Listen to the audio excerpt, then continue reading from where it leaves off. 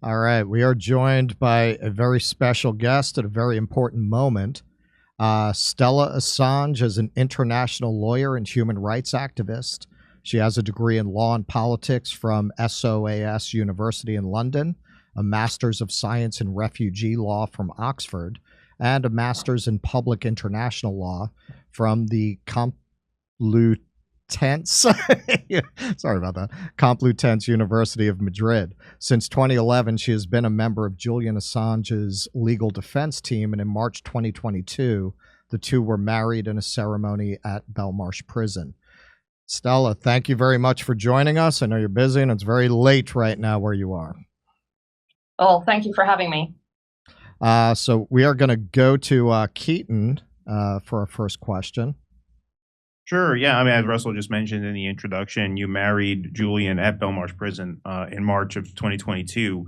What was that day like, and what state is he in now, physically, psychologically? How hopeful is he, if at all, for his eventual release and freedom? Well, Julian has been in this high security prison in the UK for almost 5 years. It will be 5 years in April. And when he went in 2019, April 2019, we had already talked about, obviously, we were engaged, but there hadn't been the moment to get married. We had tried inside the embassy in Ecuador, but for legal reasons at the time, that wasn't possible.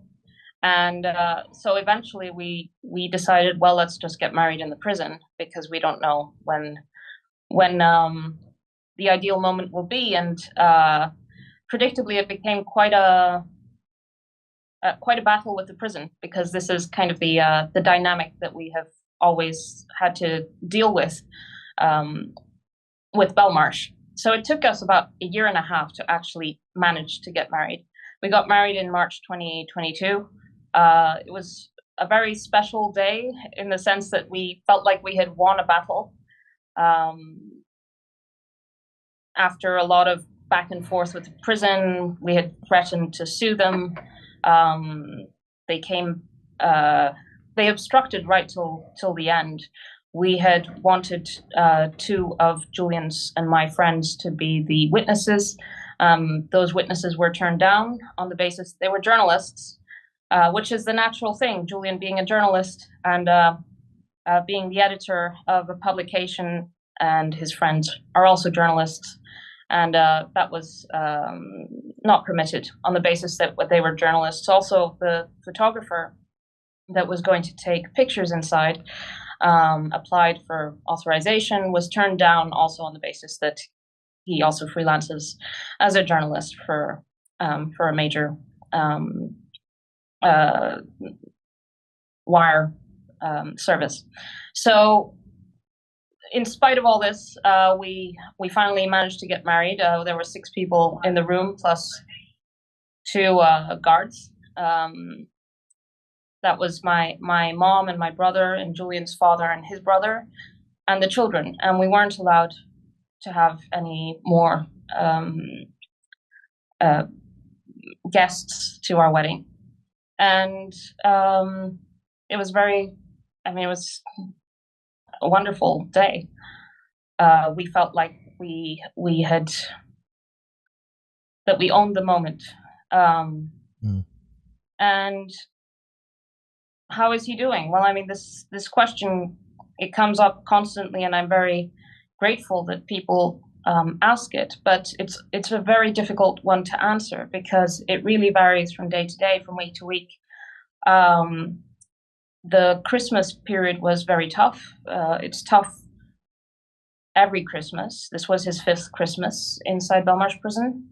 And tough because there are less visits, there's less staff, which means increased isolation. And he got ill. He was quite ill with fever and so on. He's recovered from that. He's still coughing a bit, but there was a period where he wasn't able to see a doctor. We had to call the Australian embassy to intervene to get him to be able to be seen by a doctor. It took a few days. So these things, it's kind of tedious, but but it's a bit of the day-to-day battle that he has to deal with. And on top of all of this, then on the 29th of December, I think it was, John Pilger, who was a dear friend of ours, passed away. And this was a really a big blow at a low moment. Well, Julian knew that John was very poorly and was able to get a message to him. And John was able to respond to that message about a week before he passed away.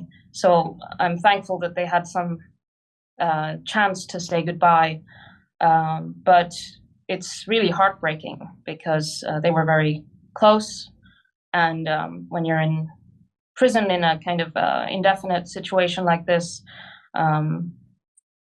an indefinite imprisonment, you think about what you will do when you get out, and inevitably it's going back to, well, I would love to sit around the table with my old friends and do the things I enjoyed doing. And obviously over time, 5 years since he was abducted basically from the embassy, the 7 years before that he was inside the embassy, all these possibilities start falling away over time, and it's really heartbreaking.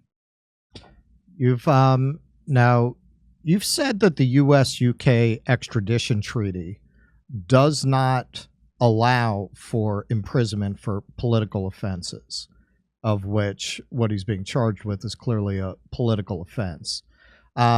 He was originally imprisoned on the premise of bail jumping. He's long since served the 50-month sentence for that. Is his detention at this point illegal? Is he simply a political prisoner now? He is simply a political prisoner, and he always was. I mean, look, he was the moment he was arrested from the embassy, and this detail of the chronology is often lost. The moment he was arrested, it was announced that he was arrested in relation to a minor bail violation for which there's very rarely any prison time, let alone a fine. I mean, especially when the failure to surrender concerned someone who was seeking political asylum and obtained it for 7 years in relation to U.S. extradition. So from the moment he was arrested, it was announced that there was a extradition request from the United States, and that in fact a warrant had been sealed in the UK courts since December 2017. So the UK system had been complicit. It had been in cahoots with the US to get Julian long before his arrest, even before there was any formal charge by the Trump administration. The formal charge came in March 2018. So over a year before his arrest, the UK already knew that they were holding him, in fact, for the U.S. Extradition, and the bail act violation, alleged bail act violation, was a complete anomaly, and he served it. He had finished serving it by September 2019, because you only serve 50% of a custodial sentence of that type here in the UK. So since September 2019, the sole justification or claimed justification for his imprisonment is that there is an outstanding extradition request for the US. And I think this is kind of a game that is played between the US and the UK. The US says, oh, well, we've just put in an extradition request. The UK is holding him, and we don't actually have to, we can pretend like this is not really our problem unless he's on our soil. And then the UK goes, well, we're just holding him on behalf of the United States. We're not even charging him here. They want to extradite him. They don't want him to have bail. And therefore, we're just, complying with the wishes of the United States. So he kind of falls between the cracks, and the US and the UK throw the ball to each other. And there's a degree of complexity in the process. But the process is really irrelevant. The point is that Julian is a political prisoner. He is charged with political crimes under the Espionage Act. The nature of the alleged crime is publishing true information that indicts the United States, the same country that's trying to extradite him and put him in prison. You couldn't have a clearer case of political persecution of a journalist. And if this were any other country, any of the bogeymen that usually pop up in speeches, then it would be obvious, and he would be used as a case, a cause célèbre for the West. But it happens to be the case that it is the West that has made him the most consequential, the most important political prisoner of our times. And of course, the rest of the world is very happy to call the US and the UK and the West out for this travesty again and again and again. Yeah, well, it's do as we say, not as we do. We recently spoke to Glenn Greenwald, and we were talking about the Stephen Donziger case, where this lawyer just had his entire life destroyed for winning a settlement for Native peoples that had been abused by Chevron. And I asked him, are you afraid they're going to do that to you eventually? And he said, any dissident that is really effective, they will destroy you. They will come for you. So in relation to what you just described, where really he's being held as a political prisoner illegally in Belmarsh, are you concerned that the final hearing coming up in February is not going to be a fair hearing, but a political one? There's no question that there is no possibility of a fair hearing, not in the UK, not in the US. They've taken over a decade of Julian's life because he did nothing wrong, nothing different to any other publisher, any other journalist. The only difference is that they decided to make an example of him and through him to set a precedent that could be used against the rest of the press. Right. In the United States, the nature of the prosecution is that he cannot mount a public interest defense. The proposition here is that he should be extradited to a trial where he cannot mount a defense. The potential sentence is 175 years. It is literally for receiving, possessing, and communicating true information of the highest public interest to the public.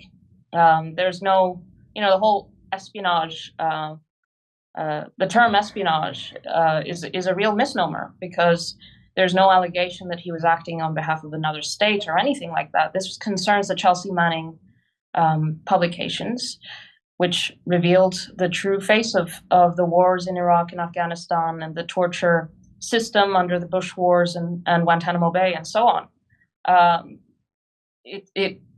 Even the US doesn't allege that it was in relation to a different state or that the purpose was anything other than to publish. So it really is criminalizing journalism. And what are we even talking about? Facing a fair trial for publishing the truth. Then there's the fact that it's in Virginia.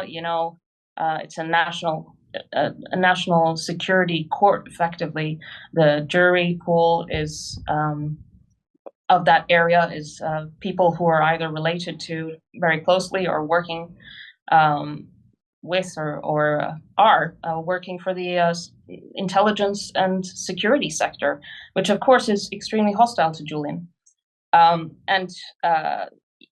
You probably would be, anyway, like career-wise, who would want to be seen to let that guy, let Julian walk?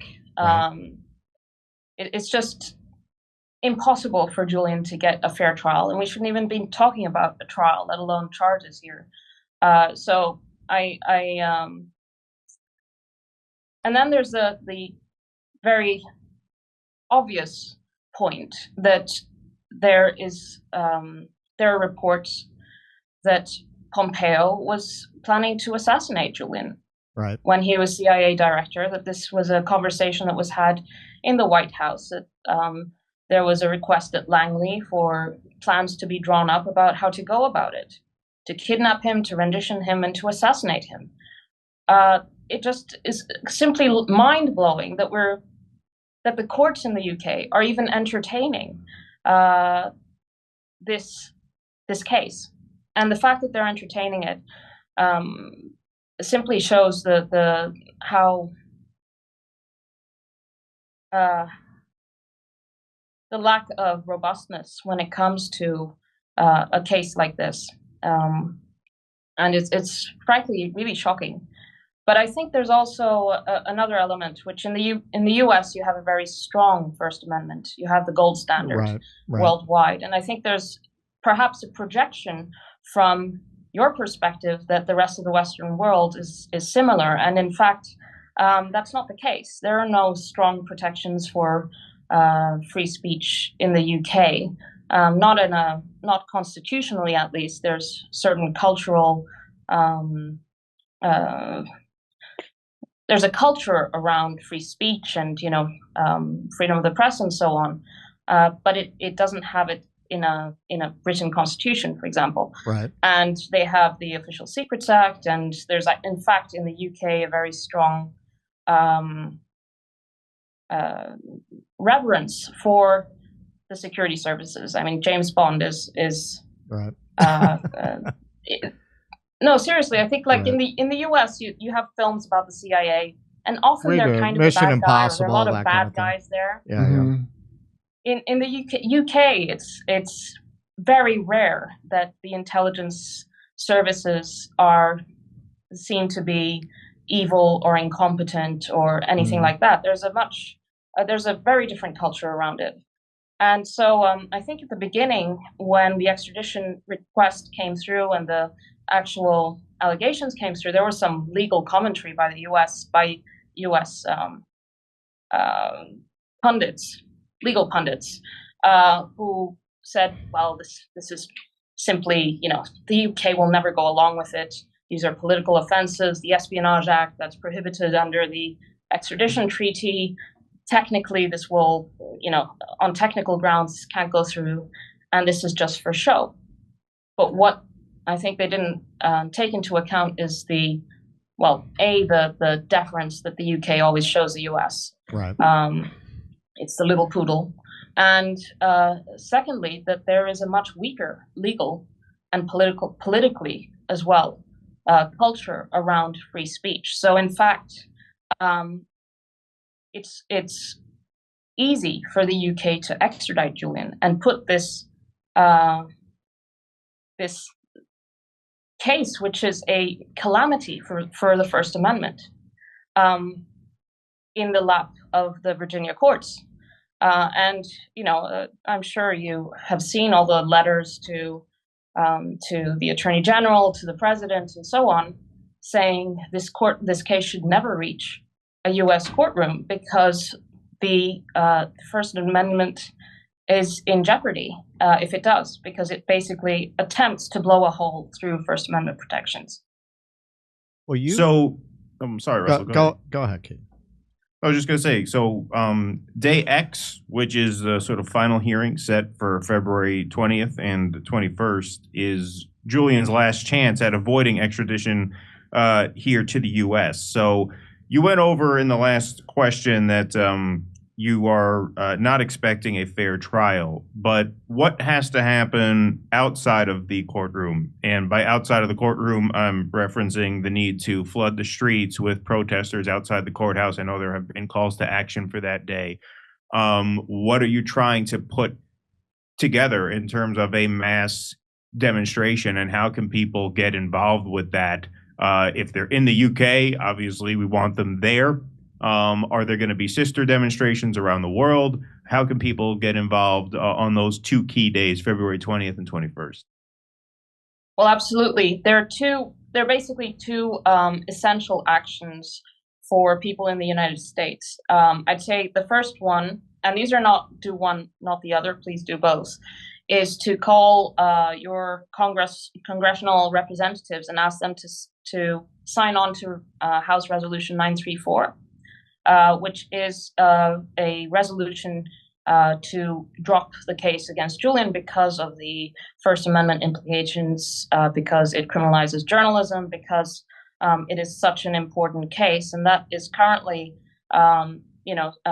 accepting signatures, and we have to try to get people from both sides of politics, all sides of politics, to sign onto that House Resolution 934. And then there is Day X, and we have been announcing Day X for some time now, but now we have the date. So basically, because it's a legal proceeding in the UK, it's been quite a drawn out affair, and we don't control the diary. But now the courts have announced what Day X will be, and that is the 20th and 21st of February. This is a 2-day public hearing in which there will be a final consideration by the High Court about whether to reopen the case. Technically, that's what it is. Julian tried to appeal the decision to extradite him, and they didn't even allow him. They refused him permission to appeal. So they haven't even allowed Julian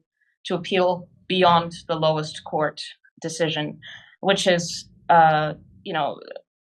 another travesty when you have all the free press organizations of the world, in the US, in the UK, everywhere, and all the human rights organizations saying this case is the most important case of our time in terms of press freedom and free speech. So anyway, that appeal has been refused, but there is this final attempt to reopen that decision, and it will be a public hearing, 2 days, and there will be demonstrations around the world.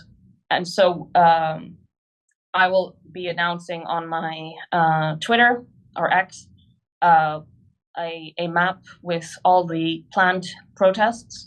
And these protests can be big or small. I mean, just because if you live in a small location and it's just one person, that's great. That still counts. In Europe is absolutely astounding. I mean, there's small villages in Austria with one person who's done a chalk outline of the cell, of the size of Julian's cell, in the town center, in the town square, and just to raise awareness and just holding up a free Assange. And then you have things like the city of Rome, the city council of Rome, and the city council of Naples have made Julian honorary citizen of Naples and of the city of Rome. So these are demonstrations, big and small, that are really the lifeblood of a grassroots movement, and that is what needs to happen all over the world, so that the signal is loud and clear that this is an illegitimate travesty, and that Julian needs to be freed. And the reality is this: when it's a political case, the persecuted individual needs political capital, and that's why he was maligned. That's why he was attacked. There was an orchestrated attack. Stories were deliberately planted in the press. The Guardian published a front page, completely concocted story, and that was because the journalistic standards had completely collapsed when it came to Julian. Anything goes was the message in order to attack Julian. And that was, of course, the preamble for his arrest. He was arrested at the point where there had been so many stories that were completely unfounded and libelous in order to undermine his political support. So any action, and it's not just one, but the cumulative effect of the support is really effective in a political case. And I'd also say, talk to your friends and coworkers and family about this case, because that's really how opinion is moved over time. And anyone that comes into contact with this case, who is a kind of a bystander, immediately gets interested because it's so interesting, B, it's so unjust, and the consequences are so grave, that they're immediately interested. So do talk to people. There are lots of very good materials at this stage, books about the case by Kevin Gostola, by Stefania Mariti, by Niels Meltzer. Julian's books are also published by Verso. And, I just say, get involved, but above all, ask your representatives to sign on to House Resolution 934, and also on Day X, 20th and 21st, and beyond, whatever happens on those days, to commit to help free Julian, because it's about him, and, I think we shouldn't lose sight of the fact that Julian is suffering, and that is enough. That should be enough for people to get involved. But also, there are consequences for everyone and for the future of a free and open society. So everyone has a stake in this as well. Okay, so you heard that. We get a lot of questions. What can people do? Call your congressperson, support Resolution 934, follow Stella Assange on X. She will be posting different protests and the sites for them. Even if you can get to London, get out into the streets for February 20th and 21st for the Day X demonstrations. And even if you can't, you can do it where you are. You have somebody in a town demonstrating on their own. Hopefully they'll get other people to join them. Anything else you want people to know, Stella? Well, in the United States, Assange Defense is, you should follow Assange Defense, as well as myself. And yes, and also help the campaign, because obviously the US government and Julian's enemies have put enormous resources into persecuting him and imprisoning him. And it takes resources to get him free. And we all, everyone can help in whatever way they can, but this is an important way for those who can. This is wherever you are on the political spectrum, this impacts all of us. If Julian is successfully prosecuted, none of our speech is safe. That's something everyone has to understand. This is one of the great battles of our time. Stella, thank you very, very much for joining us, for your courage, for everything you're doing. And we all wish you well, and best wishes for February. Thank you. Come see us do a live stand-up show. We'll be in Venice, California, Palmdale, California, Omaha, Des Moines, Milwaukee, Lansing, Bend, Oregon, Portland, Oregon, Seattle, Washington, Boston, Massachusetts, and we're going to Europe. Do you live in Europe? We're going to be there. Go to jimmydore.com for a link for all those tickets.